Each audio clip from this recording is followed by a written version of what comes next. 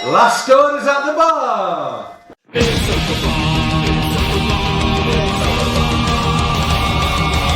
A night in with Mauler and the drinker, getting trashed with the web stream thinkers. A cheap night cause I'm feeling kinda thrifty, got a 10-pack of beers and a bottle of whiskey. Hop off the cork, have a glass of wine, I'll say, I'll be fine. Trouble walking in a straight line, but for me a Pinot Noir. It's open bar with our hosts, Mauler and the critical drinker.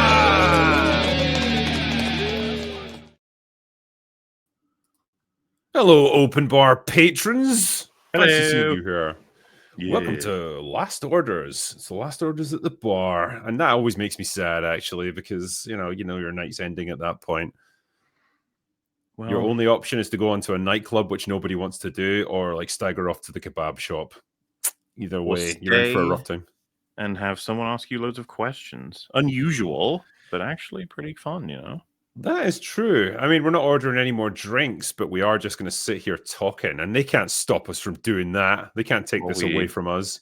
While we stumble around the bar looking for any unfinished drinks. Like, Yeah, it's just "Oh, hoovering up somewhere out there somewhere. Well, we'll keep them going while we do the super chat, shall we? And there is plenty that you guys sent to us on the night, so I'm just going to jump right in here. The first one is from Red X, who says, "Hello, panel from another timeline. The message never existed. Warner Brothers made Batman Beyond. Marvel ended with Endgame. Disney made a Black Cauldron remake. Cheers. And Star Wars had a sequel trilogy? Nah, it never did. Never. No. So you don't have to worry about that in your lovely alternate timeline." Emperor Norton II says, "Drinker, when will Mia Malkova be joining you for Open Bar? It's been months since we heard she liked your work, and yet we've seen no sign of her except on the hub." Yeah, what's the deal with that? Have I got like a porn star who's like a fan of me? Don't get it. Why not? I mean, sure, like we can have her on. I'm not quite sure what she would talk about here. We could ask her like tricks of the trades. You know, tell us about your experiences. In fact, you know, I could do a drinker's VIP lounge with her. It would be, I'm sure, quite a gut churning experience. Never mind. Anyway, Snacks says, "Does it help that Bezos looks like a Bond villain?" It does help. It helps a lot. Yeah. Eurodoc says, "Jeff Bezos is a Bond villain that basically writes itself. Google search Jeff Bezos Terminator to see the proof." Yeah, I mean, I will say something for that guy. Like, there's video of him from like, what would it be, like 20 years ago when Amazon was just really finding its feet. You know, and looked like a bit of a dork. You know, he was going bald and he was kind of skinny and awkward and stuff. And now he's just like big, muscly, bald guy who runs half the world. I mean, he's improved himself with age. I'll say that much for the guy. Cameron Kirby says, "Barbara took over during the death of her dad in Tomorrow Never Dies." I'm sure it wasn't during the death of her dad. It was probably after he died. But yeah, that was when Barbara Broccoli took over Tomorrow Never Dies, apparently. I actually thought she took over with GoldenEye. I thought that was her era. Right. That's why we had a female M. Woke. Yeah, this is like something a liberal would do. What's your thoughts on Tomorrow Never Dies, actually? Because I like it. I want to do a full watch through of all Bonds at some point. I'm gonna go out there on a limb actually and say that Brosnan was strong up until the final one. So you had GoldenEye, fantastic. Tomorrow Never Dies, pretty solid. The World Is Not Enough. I think that was pretty good as well. I think it's a bit underrated. To me, it's always been so clear that it's like we start amazing, we end horribly, and the two films between them are kind of like there's like a half and half mixture-y thing going on of you watch the because for the record, I love World Is Not Enough. I really enjoy that film, but it's goofy as shit. Yes, and there's like a lot of nonsense in it, but you know, while Tomorrow Never Dies, I think is sharper than The World Is Not Enough. And then did you see how it's like the four films represent this like the peak of the mountain? And then yeah, we're on the plateau, but we're wobbly, and then it's like we've fallen right off at the end. We're just a bloody corpse at the bottom by the final one. Die Another Day, weird food. Like, Yeah. It's weird in some tangential way. Like Triple X was like yeah. responsible for fucking ruining that movie. Well, no one forgets the hang gliding, surfing, whatever the hell that Yes. was. Yeah. Yep. That wasn't a great move. Jason Webster says, coming soon, Moneypenny, file another day. Yeah. Ooh. One day she's going to have to deal with the ultimate villain, the copy machine. My God. Zeddy Boy says, Martin Campbell has directed GoldenEye, Casino Royale, The Mask of Zorro, and Green Lantern. Such a fascinating filmography. It really is, yeah. Yeah. 3 of the 4 were quite good. Nick the Greek says they'll probably cast Pedro Pascal as Bond, Jose Bond. They will. I'm not even kidding. If that got announced, I feel like the whole internet would be like, okay, what's going on? Like, what? Yeah. This is getting ridiculous. It's because as it stands, it's like one of those you can make everyone happy by casting Henry Cavill. There's not many people out there who will be annoyed that he got casted. Yeah. I mean, and let's be honest, like, he's not too old. He's fine. He's not. I don't even think I assume everyone stands by this. He wasn't too old to play Superman still. He could have done that for a while too. No. I mean, he's what, 41 maybe? So I like, think we checked, yeah. Very early 40s, and obviously like keeps himself in tip-top shape. Very So good shape, he's good for the next 10 years easily. Well, you could not only could you get like 3-4 films out of him, both Superman and James Bond of like a prime era, but then you could easily take him into an older Superman James Bond era if you wanted to. I think so, yeah. It's annoying how much they like don't want to cast him. It's not like, yeah. Okay, fine. It really is. It's like mean-spirited almost. Like, nah, I'm not doing it. You know, it's like, come on. Yeah, honestly, like Bezos has got this opportunity to like just absolutely turn public perception around for Amazon Prime. I know it's technically not his call. It's Jennifer Salke. She runs Amazon Prime Studios. But come on, if Jeff steps in and he's like, just get me Henry Cavill, okay? Just get that done. Did he do like a tweet of like who should be cast? It was just overwhelmingly Henry Cavill. Yeah, so you'd think if there's any notion of doing what people want, it would be him. But oh well. Yeah. It would be the greatest redemption arc in history, I think, as well. Well, you know what sucks though? It's like if they announced it was him, it's like, oh my god, then the rights, like the writer and director are just abysmal choices. It's like, great. Yeah. Henry's just like, oh, not again. I actually do feel like at this point he'd say, like, I ain't signing shit until I get creative control. Fuck sure. And they'd be right to give it to him as well. Zeddy Boy also says, also, Martin Campbell is directing The Cleaner. Oh, it's like Die Hard with a period. Yay. Why? I mean, that makes me want to watch it, if nothing else. Like, just out of curiosity. Like, okay, this guy knows what he's doing at least. Surely it can't be that bad. Sally Akibe says, I'm going to start the hashtag as was right. You don't have to start that. It's been going forever. But yeah, as was fucking right about video games. And it's about time everyone acknowledged it. Derek says, I thought the ending for Cobra Kai was badass. I've rarely seen a series nail the landing so well. I'm going to miss it. Absolutely. What was I talking to you about as soon as I got onto the call before we actually went live? It was Cobra Kai. Just saw the final episode tonight. And I am so fucking happy with how it ended. I'm definitely glad it did end. Like, I think we'd reached that point where they'd played out all of their like creative choices and pretty much exhausted every story option, but they ended it in like the perfect way. It started and ended with Johnny Lawrence as it should have. So I liked it. Neat. And yeah, for anyone who's watching this, you're probably going to be watching this like tomorrow, i.e. like Tuesday. So we are going to be doing live stream about it tonight, talking about Cobra Kai. It's going to be a special happy hour with a bunch of guests, so join us for that. Yay! Spectre Von Baron says, I always disliked turning Bond into a gritty franchise. If they were to do something with him, they should have gone the David Xantos route and made him a manipulative planner that's also charming. I mean, I get what you're saying there. The Daniel Craig era very much went the gritty sort of Bourne Identity route. They wanted to ground Bond and make him more of an action spy thriller rather than just something that was uniquely Bond up until that point. So it lost some of the sort of wink wink, knowing smiles at the camera, all that sort of thing. Maybe lost a tiny bit of its charm as it did so. I think that's say fair. I mean, I've seen people tweeting about it. I'd love a complete return to form, and not even a return to form of. I'm talking like I'm more than happy to go as far back as let's just go back to Sean Connery and commit to it, like the character, the vibe, the tone, the approach, and see how it does. It's so at this point unusual in a sense in terms of like new stories that are coming out. I feel like it could do really well. I'm going to agree. Yeah, I know trying to copy like whatever the newest action famous thing is, like John Wick, for example. You know?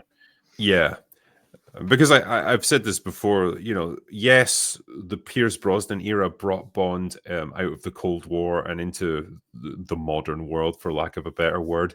But the Craig era like has been grappling so much with like the problems that technology creates and like, you know, all that facial recognition, all that stuff that you just didn't have to deal with in, say, the 60s, which is when Bond is really meant to be set. It's set in that early Cold War era.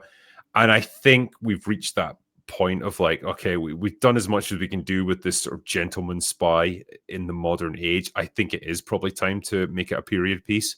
Set it during the Cold War, make it serious, make it grounded in reality as much as you can.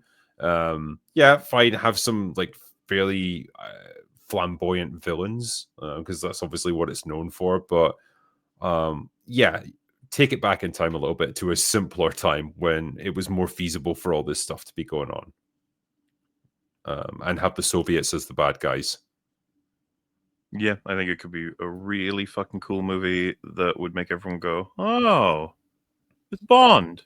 I remember this. Yeah, he's back and he's cool again because he would be if he did it in that time.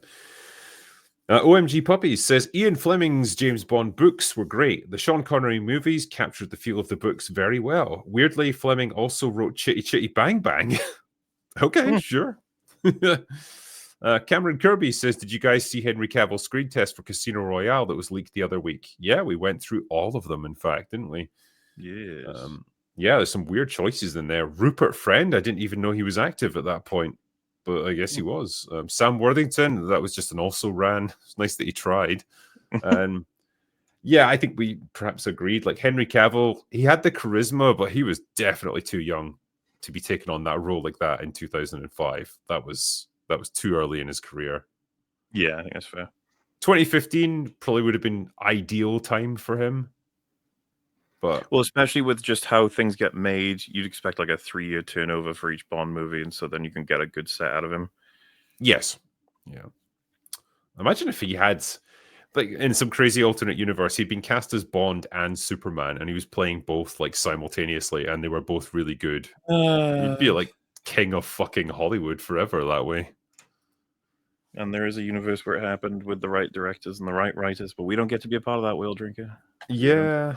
People in that universe, I hope you're having fun. Yeah. Paul Stramby says, cast Cavill, please. Just do what makes sense. It will make money. It will. That's the thing. We'll wait and see. Optimistic Nihilist says, Hail Drinker and panel. If you had a blank check, what movie or TV show projects would you commission and why? Perhaps you have your ideas or want to revive a dead franchise with fresh ideas. Can I draw on our recent experiences and say, like, if I was given a blank creative and financial check, I would bring back Firefly. Oh, but we can't. They're too old now. And they're not. Like, Nathan Fillion still looks pretty good, I think. And you could play, like, older versions of the crew, but they're still kicking it. Alan Tudyk, probably, you're going to have to work hard to get him back in the role, writing-wise. But, you know.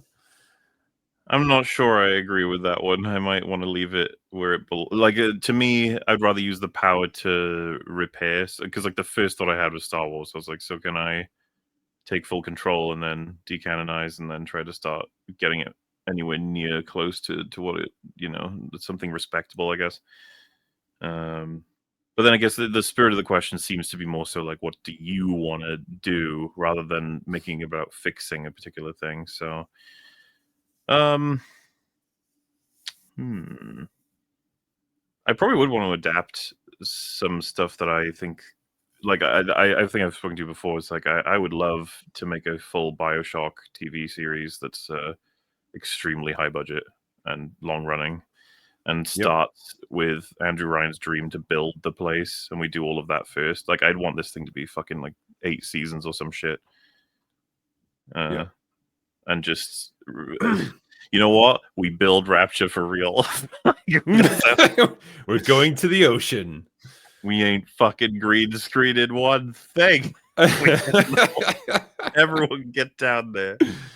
Well, good luck with BioShock 2. It's like, I want a floating city. Sir, that's physically impossible. Give me a floating city. We have the money. It's a blank check, damn it. And that'll be infinite, by the way. You're going to get shat on if you think that's BioShock 2. People like BioShock 2. Oh, yeah. Sorry, BioShock Infinite. I apologize. What's funny is I probably wouldn't adapt the story of BioShock 2 that faithfully. I'm not a fan of it. Yeah, I never had too much interest in that one. That's when you're essentially just a big daddy, aren't you? You're like a modified big daddy. Yeah, Project Alpha or something like that. But I adore BioShock 1's world and the story that's told in it, and it would be so much fun to write all of that into like a TV show with loads of different characters and just watching it all fall apart gradually. Think of the themes. It would be great. There would be intense themage, I would say. There would be many a themage. You know, I'd like to bring back as well is Neil Blomkamp, right? Because you know how he's got that series on YouTube where it was, I don't know, it was crowdfunded or something, where he produced a bunch of short films, and like a lot of them had pretty interesting ideas going on. I would love to just bring him in and be like, hey, Neil, here's a check for $500 million. Go and make a bunch of movies, preferably as good as or better than District 9, and have at it, sir. Because I feel like he's demonstrated like he's still got loads of good ideas. He's still got like lots of directorial flair. And man, for some reason, he just seems to be put in director's jail in Hollywood these days. Yeah, I mean, that sounds like fun, actually, trying to find a bunch of directors who seem to have disappeared or stopped working and be like, hey, I got loads of money. Yeah. Are you interested? Next, Hells says, women are begging. Please cast Henry Cavill as Bond. Well, if the women are begging, then what else can we do? We have to cast him. Yeah, that's fair. Yeah. Phantom Corpse says, Craig is too expensive for Fincher after Skyfall. Or Craig was too expensive.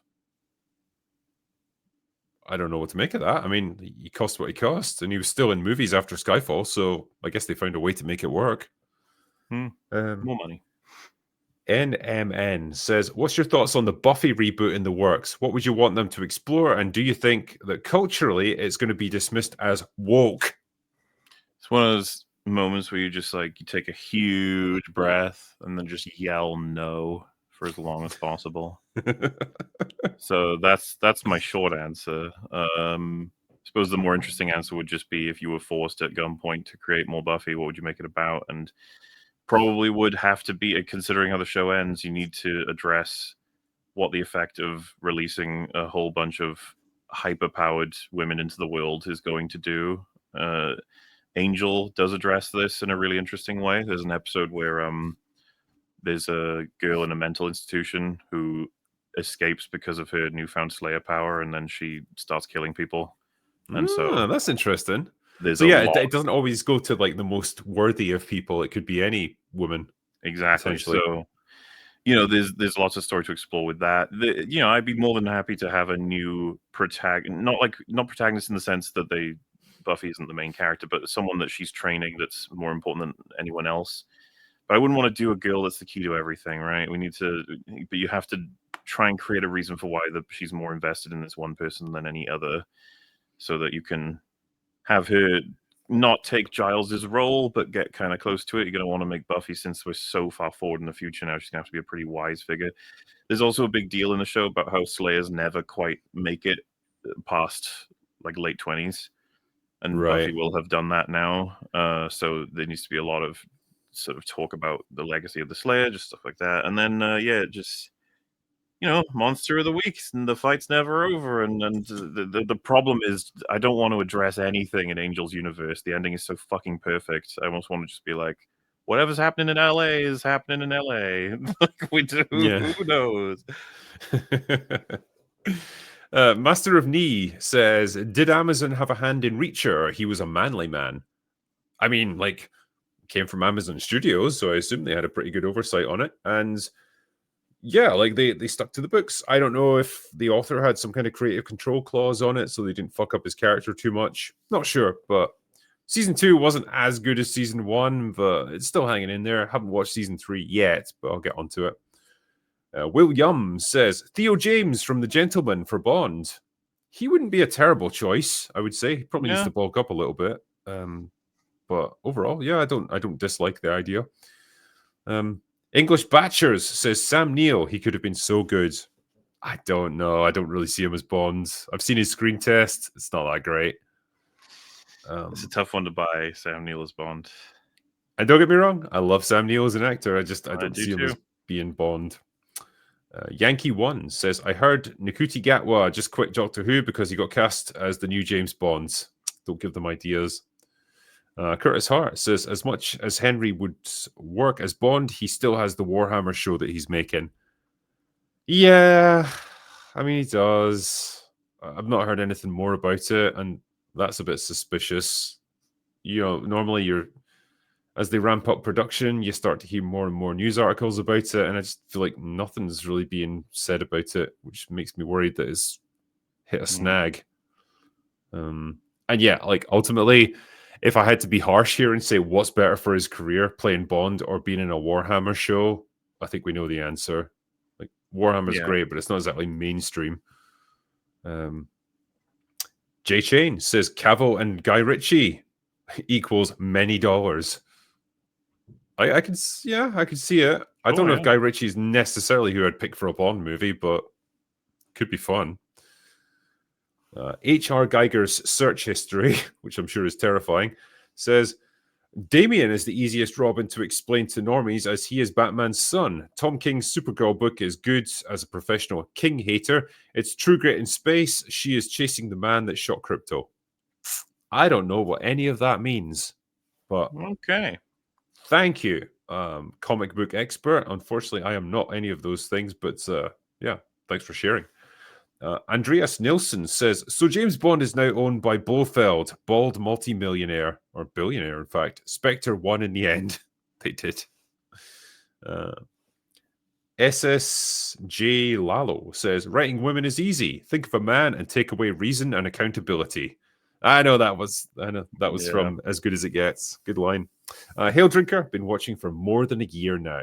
Excellent. Why haven't you been watching for 5 years, though? You should have been with me right from the start. True. I'm glad you joined us now.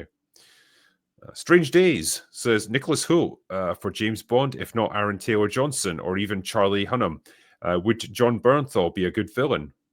I don't think John Bernthal would make for a good Bond villain. He's not exactly suave and flamboyant and debonair, which is kind of what you expect from Bond. He's a good actor. He's probably got range that we haven't seen. I'd maybe say it's not impossible. But Nicholas Hoult as James Bond, I don't see it personally. Nah, he's having a moment right now, isn't he? He's in a lot of things, and he's definitely getting pushed as flavor of the month right now. He's a good actor, but I've stood by this before. I think he puts in full effort for everything he does, but what the fuck were they doing casting him as Beast? That didn't make any sense. Yeah, that's fair. But speaking of John Bernthal as well, though, it would be kind of interesting for Bond to just go up against a villain who isn't like this, scheming, megalomaniacal villain. He's actually just a fucking brawler who just uses brute force to get his way. I don't know. It might make for an interesting contrast. Andreas Nilsson also says, no prime to die. That's good. I was just thinking, You pitch that, and they're like, okay, but we still need to keep like the campiness. We still need to have an aspect, like Odd Job or Jaws, or we need something like that. It's like, okay, so we'll have the super serious, maybe ex-military brawler type guy who he's the leader. His henchman will be a clown on a unicycle who has a minigun. Fuck, man, sign me up for that movie. I want to see it. Yeah, and it's just like all we know is he cares deeply about the clown. Like, it's like, okay, yeah, sure. Odin says, I agree Bond should be a Brit, but thoughts on Jim Caviezel? Short on the accent, I think he could be good, better than whatever is coming at least. He's way too old now. I think he's well into his 50s, so that's over the hill for playing, or especially for starting out as Bond. So, yeah, it wouldn't be my choice. Daniel Edmonds says, Mark Hamill not understanding Palpatine is like Elijah Wood thinking that Sauron was the good guy. I hope Elijah Wood has never said that. Well, no, I assume he hasn't, but like, what did Mark Hamill say about Palpatine? I don't know, probably something crazy and unhinged on Twitter or something. Probably that he's gay. It's just like everyone in Star Wars is gay. Sure, just go with it. Don Max says, when Mark Hamill signs something, does he charge by the letter? Probably. What a dick, actually. That's just pissed me off again, thinking about his $700 autographs. Like, you can't possibly need the money at this stage of your life. Surely, like, you could just make so many people happy by doing it for next to nothing. It's like, you know what? I'm happy to meet my fans. And I do that's get cool. somewhat curious about that, because it feels to me like there's got to be a level of fame a person is at that when they go to do a signy thing like that, that either you charge the fucking earth to make it worth your time, quote unquote, or you don't charge, right? Because like, what would be the point considering just how famous and amazingly well, I guess you could never be too rich when it comes to Hollywood people, can you? There's always more, I suppose, and there's always something, some other private jet that they want to buy, but yeah, man. Like, I know, like, signing autographs is going to push you over the line for that. Well, I know at cons, like when it's like you've got the fairly famous people, like they just rattle through the autographs, like they don't really talk to people and have like proper conversations with them. It would just be like, "Hi, how are you? Good to meet you. Bye." Like, sign it. That's $50 or whatever you might be charging. Like, yeah, I mean, it was like that when I met Matt Smith at MegaCon. It was very much like just sign the autograph and then move on. You don't really get a chance to converse with them. Well. So yeah, I imagine they make in a day they will make a lot of money from doing stuff like that, even if it is relatively small amounts for each one. And yeah, big ones like Mark Hamill, yeah, they must walk away with insane amounts of cash at the end of it. Yeah. Are they happy though? Who still can't afford. Say? Well, he still can't afford a belt for his trousers, so yeah. Red X says, you either die a hero or you live long enough to be the moron that thinks he has bigger John by wearing bigger pants. Some alternate universe dude. True. Very wise words there. Drake Timbershaft, gravel-voiced guy. Mr. Gibson, I heard, I've been told that The Passion of the Christ is the gayest Jesus movie ever made. Agreed?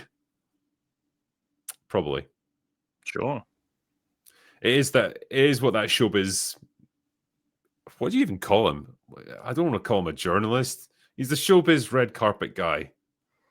Oh, I know what you mean, yeah. Yeah, like, what you say, this is the gayest movie ever. So yeah, sure.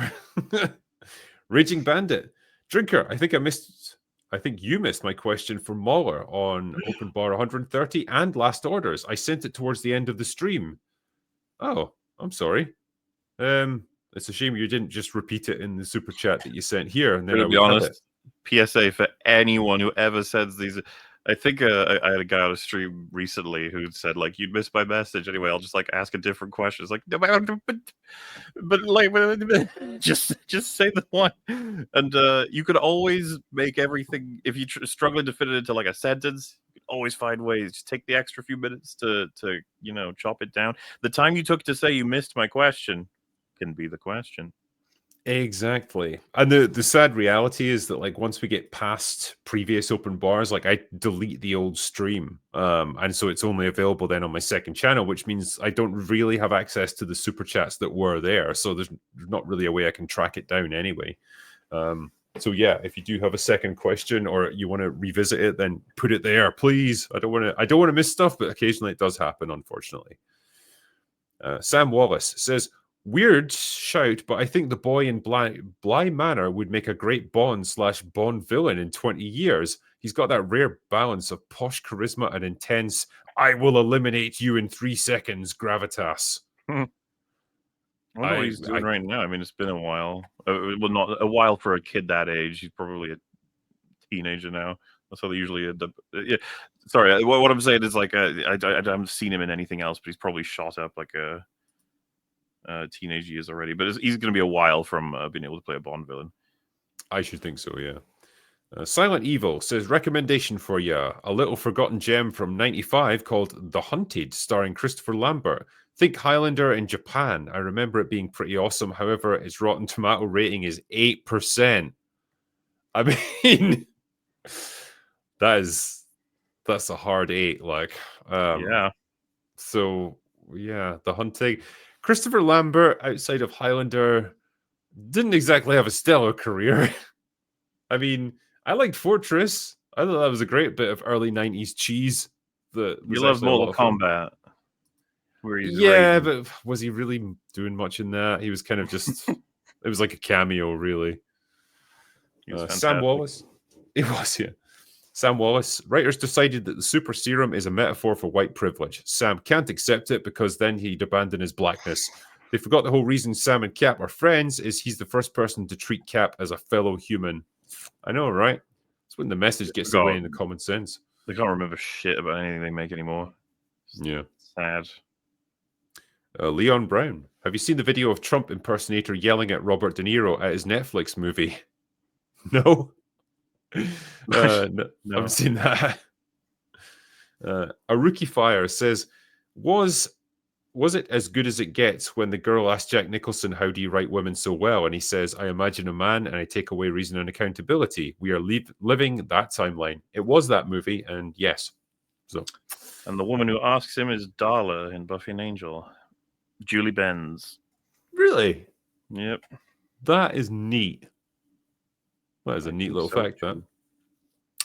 Rocket Scientist says, would it have been better if Falcon's preferred pronouns were written on his suits? I think so. It would have definitely enhanced the movie. Mm-hmm. The Asian Conversation. Hey, guy, I disagree with Box Office Brawler's take. Gen Z and Gen Alpha are playing more games and consuming more anime and manga instead. It's not an attention span thing. It's just a different media focus. Well, I mean, not belonging to those demographics, I don't really know myself, but fair enough. I feel like you and I shit on people for crappy attention spans, like the new generations. What I've found is obviously a bit of nuance to it. The crazy thing is that generation is also the ones that can play like a video game for 50 hours in a row, and you'd be like, what does that mean for attention spans? Like, I don't know. It's hard to tell. I mean, being movie reviewers here, are we just presiding over a dying medium? Is this just, people are just not into them anymore? Video games are where it's at. Is that what the cool kids are doing these days, Moeller? Well, video games have been the dominant industry now for a while, right? In terms of raw money. But and box office, yeah. So box office, I don't know why I said that. To an extent, sure, but like, I don't think movies can die. The people just, I'm assuming you like games, I like games, but there's just a time where you're like, I don't want to press buttons. I want to watch something. Well, for sure, yeah, and I want to see a story unfold rather than have to direct it myself. So yeah, for sure. Hopefully it stays that way. Jay Fraser says, hail gents, regarding Bond 26, who would you want to play 007 except for Henry Cavill, the Bond girl, the villain, and who would you like to direct? You don't ask much, do you? Well, we've gone over plenty of examples over the course of this for potential Bonds, potential Bond villains. Your mind, I think, automatically goes to who's done really well as a bad guy, and then it's like, maybe that's not what you should be thinking about. It should be just an actor who's excellent and doesn't necessarily fit into a conventional Bond villain role, but that's what they're going to be pushed into. It's funny, a lot of the iconic appearances of, take for example, Gus Fring or Christoph Waltz in Inglourious Basterds and stuff. They would not, when they would have been selected for that role, it's not like they were like, the famous villain playing character guy, I'm going to get him to play my villain. It's like, well, no, actually, they were lesser known, and the director was like, I think you could pull this off, and then they did. So like, it would be cool to find someone like that. Also, I'm biased to probably just picking my favorite actors to just go in and do it, especially if they hadn't done it previously. And like for example, Charles Dance is almost a corpse, so I'd probably want to give him a chance to play a Bond villain. That could be fun.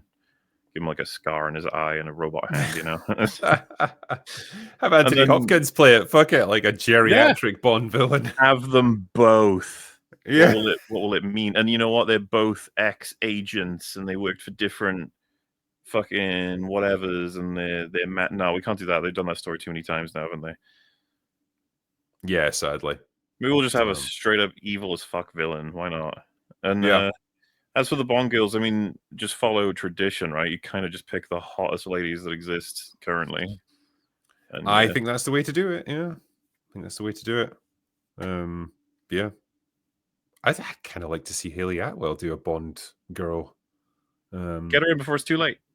Yes, because time's marching on. Sadly. Damn you, Father Time.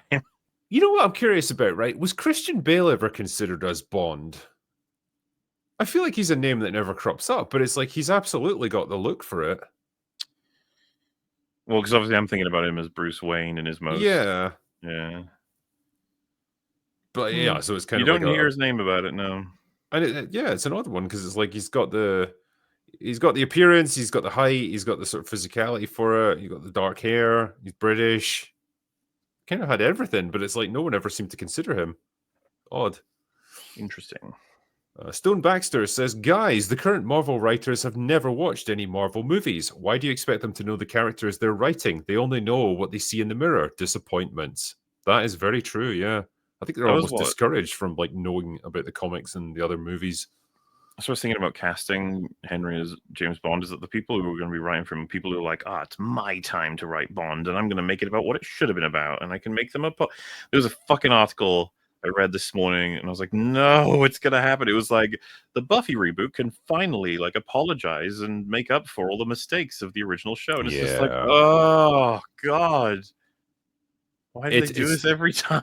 It's everything has to be a fucking struggle session now where it's like you're made to atone for the sins of the past. And it's like, what was the sin? Telling good stories that weren't like obsessed with grievance politics. It's miserable. Yeah, and it's weird that they're still clinging on to that. I feel like this is a journalistic thing now at this point rather than like an actual industry thing where, the media are like, oh, come on, do the thing. Do the thing. It's like, nah, we don't want to do that anymore because like we've lost billions of dollars trying to do it. I'm already picturing the fucking like press circuit being like, the original Buffy series was, it was groundbreaking at the time, but it's really aged quite badly in a lot of ways. That sort of stuff, and you're just like, oh. Yeah.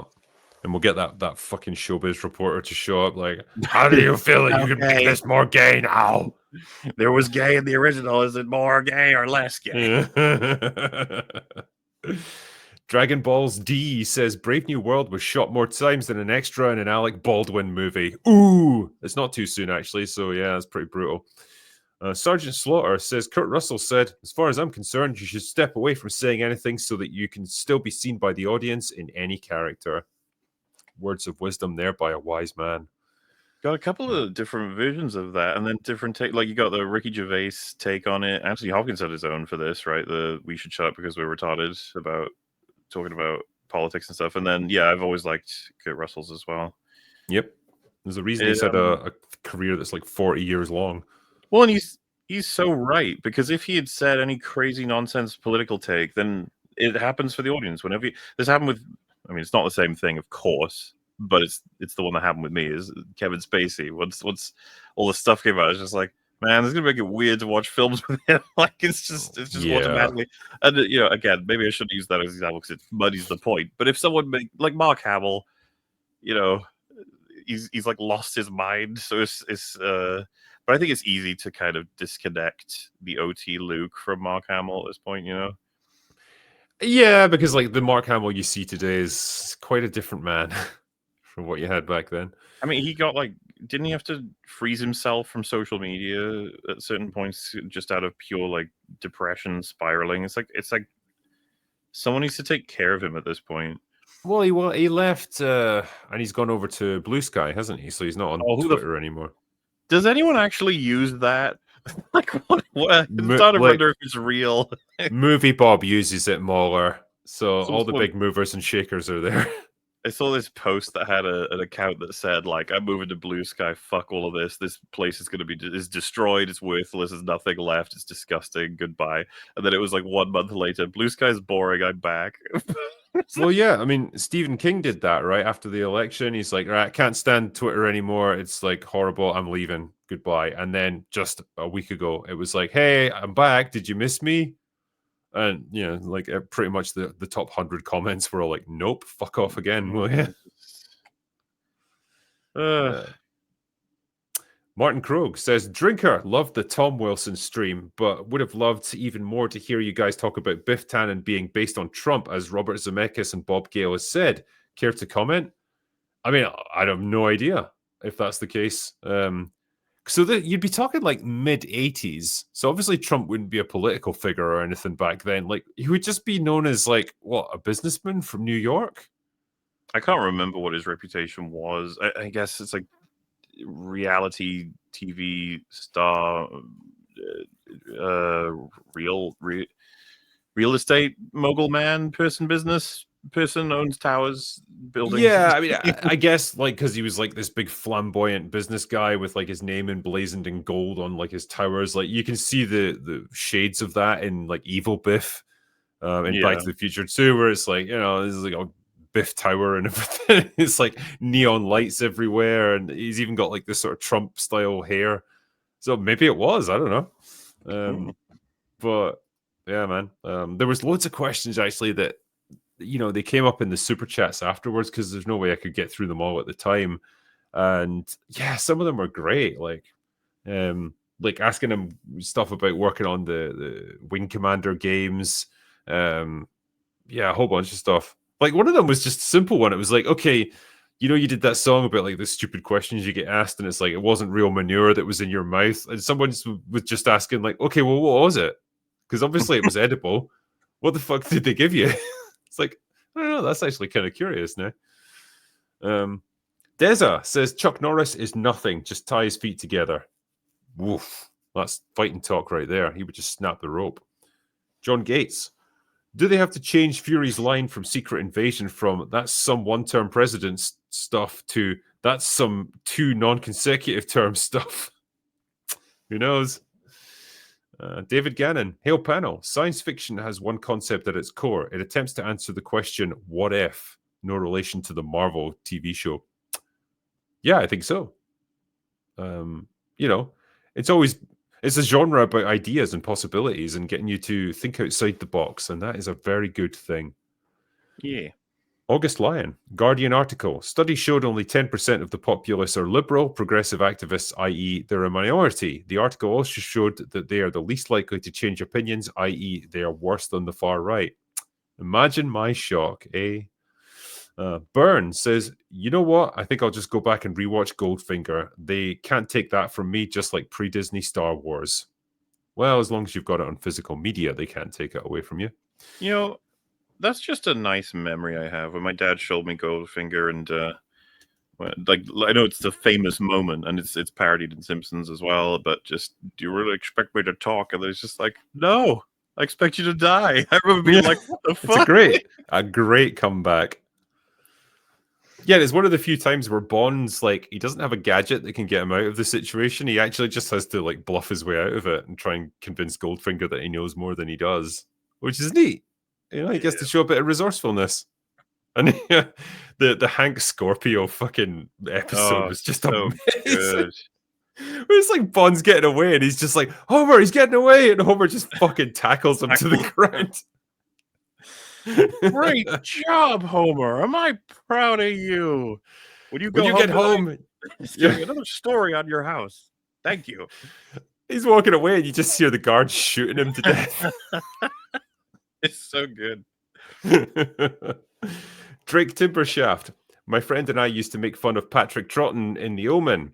When his character gets impaled, we said, so you're going to become John Pertwee now, right? Regeneration. Lumpy says, did you see the SNL in memoriam of non-PC sketches that are no longer okay? I was laughing the whole time remembering those sketches or for how funny that they actually were. Basically, comedy isn't allowed now. I mean, does anyone fucking watch SNL these days, like, unironically? No, but I think Gary had said he did watch the 50-year anniversary one just to see what happens. And there's a couple of people who came in that are actually funny, right? So it's like just to see what they did. But no, the answer is no, Drink, and nobody's watching SNL. That's good to know, at least. Jay Fraser. When it was announced that Russell T Davies was coming back to Doctor Who, I knew not only the Timeless Child was not going to be retconned, but it was going to be far worse off with him unchained. Russell T Davies is the Dave Filoni of Doctor Who. Yeah, he pulled a bit of a fast one on us there. I think we were all convinced that he was going to fix things or at least make them better. It's almost like I would never want to return to the streams where that news became a thing, because we would have been like, oh, wow, that's like the actual way you can fix this. Yep. It was a fucking disaster. Little did we know. Deza. Mortal Kombat Conquest was an underrated TV show. Never saw it myself, but yeah, I saw the original movies. Snex says Nurse Watt. There you go. Chief. Red carpet reporter gets home to wife. How was your day, hon? Reporter. Well, Tina, they made me do the voice again. Wife. The gay Kermit reporter? Yeah, Tina, gay Kermit. Okay. Little King. Did you guys see Destiny's response to the allegations? I fucking refuse to watch anything that Destiny says or does because it just makes me feel kind of sick and dirty. Yeah. That would be fair considering the allegations, yeah. Is his take on it like it's unfair and I shouldn't be accused of this and I want it to all go away? Oh my god, it's a complete tangled, disastrous mess. I'm mostly avoiding it, to be honest with you. But you know, a lot of things got confirmed, and it's enough to absolutely. If someone felt the need to condemn him when they didn't feel they had enough as it was, then I'm sure they have it now. Yeah, I mean, generally he comes across as a smug piece of shit. So yeah, I'm happy to watch him take a fall on that. Alex Nidia says Halle Berry won the Oscar for Monsters Ball, and I believe the same year won the Razzie for Catwoman. She took it well. I recommend seeing her Razzie acceptance speech. It was excellent. She gave it her all there. Cyan Prince says, here, have a shot of whiskey. Don't mind if I do, sir. Butter Biscuit. Mauler, you probably didn't finish One Punch Season 2 because of the change in animation studio, and it's a big downgrade from the first. There's way too much CGI. It just wasn't gripping me as much, and just almost like I found it difficult to like explain. I was watching because first I did it once, and I got to episode I think 2 or 3, and I was just like, and then I watched it with Fringy, and we both got to episode 3, and then we both stopped. I'm not sure. Like I don't. It's not as easy as saying like, oh, you know, it's just a show that wasn't very good or whatever. It's like I wasn't even sure what was happening. I was just like, I just got no interest in continuing it, even though it's season 2 of one of my favorite shows of all time. Isn't that weird, eh? When It's sometimes really it's weird. just. And so, like, are you struggling to put your finger on what's wrong? It's just like a vague sense of like, oh, I'm not enjoying this anymore. Yeah, it's like there's probably things I'd be able to point out if I was to watch it again right now. But like, there's a flow and a spice to the original season, and I'm sure it's probably tied to the animation as well. I've seen a lot of people talk about it, but broadly speaking, it seems to be a takeaway that a lot of people have is season 2 is worse than season 1. It just definitively is. But it is a bizarre experience because I usually, even with, there's so many shows I could name where I thought that the second season was weaker, but you know, still whatever, like that I finished. I don't know what it is about that one. It's like a spell's being cast or some shit, and I need to push through it because it's like a curse. There's a god preventing me from watching it. It's like, Intent Matters says, Yo, drinker, 6 guests make the bar too crowded. It's a small and cozy place. Reaper barely got the word in. I feel robbed of hearing that beautiful Scouse accent. Yeah, I mean, sometimes the bar is bigger or smaller than others. 6 doesn't seem unreasonable. Like FNT has about 12 people on the average night. And I think, unfortunately, I don't think Reaper knows a lot about Doctor Who, which became quite a big topic for a while. It was. I kind of figured he would have a lot to say about Bond and Captain America and stuff. But yeah, he was a very quiet chap, uncharacteristically quiet that night. I would try and like caution the audience to not assume that he was like interrupted or talked over, but rather this happens on EFAB all the time as well. It's just when there's a tangent and one of your guests has no knowledge of the topic or doesn't have any passion for it, it's just like, oh, whoops. Well, there's not much you can do about it. I mean, just thank God that like the subject of obesity didn't come up and we went off another mad like 30-minute tangent talking about fat people. Yeah. It's the little things in life, or in that case, the big thing. No, it's happening already. I need to move on. Genesect Gamer says, gave season 1 of the new Doctor Who a chance. It was a big mistake. Yep, that's time you ain't getting back, sadly. Jonathan Mulligan, regarding Watership Down, I assume this is the remake. The trailer is terrible and also the end credits song. However, I think it tells a compelling story, and while it does maintain some of the darkness of the original film, there's more of a story. Interesting. I still don't want to watch it because I'm still traumatized by the original.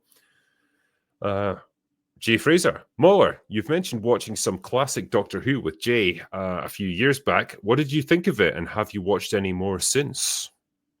Don't think so. No, when I'd mentioned that, it might have been the Sea Devils. We watched the original before the new one came out. So yeah, like I'm trying to just make sure. Cause I'm thinking about it. It's like I've seen analysis videos breaking down different episodes that are older, but I don't think I've really watched much of any of the older stuff. Not because I'm like, ugh, it's so old and gross. It's just I haven't had time. From what I gather, there's plenty of excellent episodes. No, there absolutely is. Yeah, yeah. I think the favorite for mine has always been Genesis of the Daleks, but You just need to say Nazis. no, it's like for some reason it came out as Naleks. So I was like, no, that's not right. Yeah. John Thomas says, trash talk Hershey all you want, but before Hershey bars, only rich people could eat chocolate regularly. Well, I mean, I wouldn't really call that a great solution to the problem. It's like, well, you can poor people can eat chocolate now, but it tastes like dog shit. I was going to say, what? How does that help anything? Like, now poor people can access shitty products too. I don't know if there's truth to this definitively, but I have come to understand from a significant amount of people who've traveled from Europe and America to Britain that we have really, really good chocolate, which isn't necessarily a good thing for our people. No. It's the sweetness. Like it's probably definitely just richer and sweeter. Amount of sugar. Yeah. Because don't the Simpsons even reference that once where they come to the UK and it's like, oh, Bart and Lisa go out to like a candy store and it's like, careful kids, like British candy is a bit sweeter than what you get in America.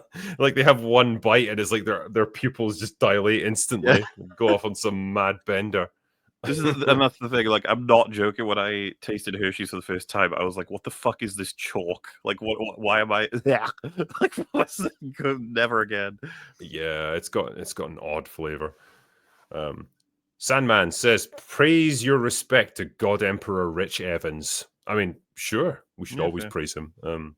I actually watched them do a video just recently. It was restoring like a broken command console that they'd got from the set of like a Star Trek show. I think it was Deep Space Nine, and it's just them dicking around trying to figure out how to make this thing work again for like 30 minutes. It was great. I feel like they had a lot of fun doing it.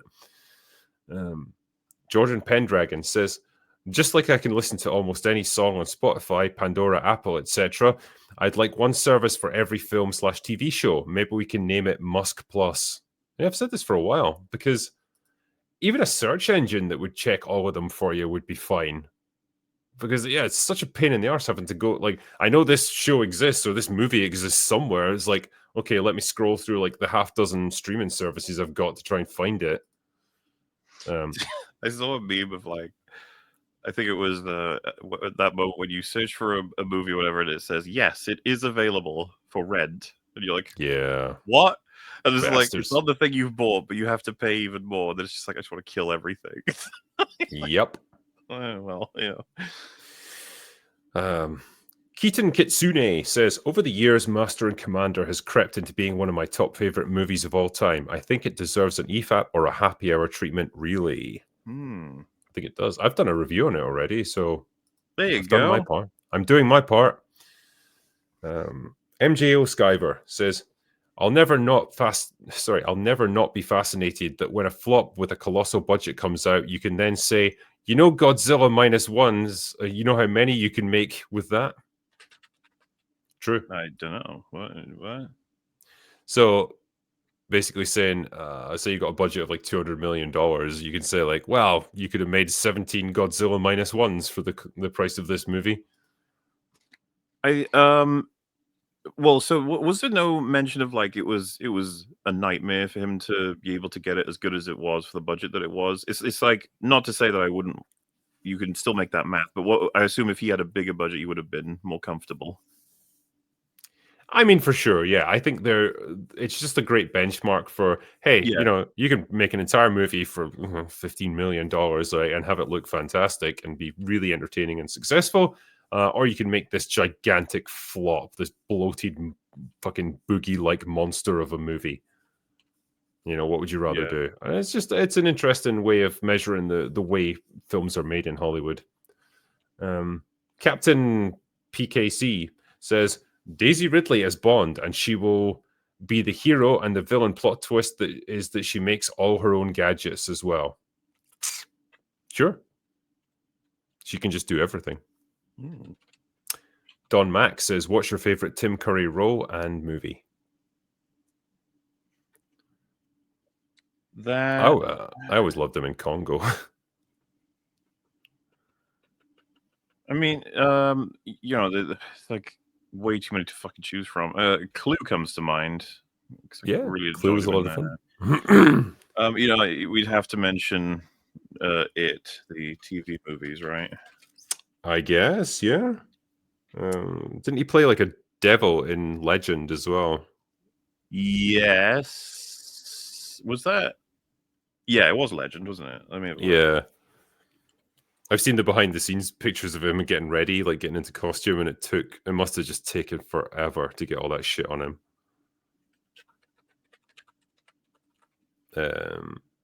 Yeah, he's one of those great guys that can just play a villain, like a kind of smarmy, kind of slimy villain so effectively. Yeah, he's just an interesting actor all around. Sam Wallace says, imagine if we got a female Doctor Who played by Christian Milotti. That's someone you can love but not want to get on the wrong side of. That would be an interesting one, actually. I feel like the whole internet has fallen in love with her, which, to be fair, it's not hard. But I mean, yeah, she looks great. She's a great actress and played a really interesting character. So hopefully she gets loads more interesting roles out of this. Shadaman says, hey boys, it's been a while. Forrest Gump still sucks. Brutal. Jenny's still the villain in that movie. And last up is Silent Evil, who says, Cobra Kai never dies. It's not going to die, but it has ended, sadly. And I'm going to be talking about it soon. But that was the final super chat there, Mauler. We made it to the end. And that being the case, it's time to close out this episode of Last Orders and say, that's all we've got for today. Go away now. bye.